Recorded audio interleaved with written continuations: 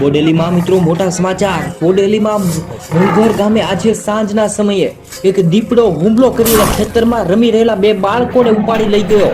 ત્યારે આજુબાજુના હાજર ગ્રામજનોએ બૂમાબૂમ કરતા દીપડો બાળકને દૂર છોડીને ભાગી ગયો. અને મોટા સમાચાર, આ 2 વર્ષના માસૂમ દીપડાના હુમલામાં મોત થયાના સમાચાર.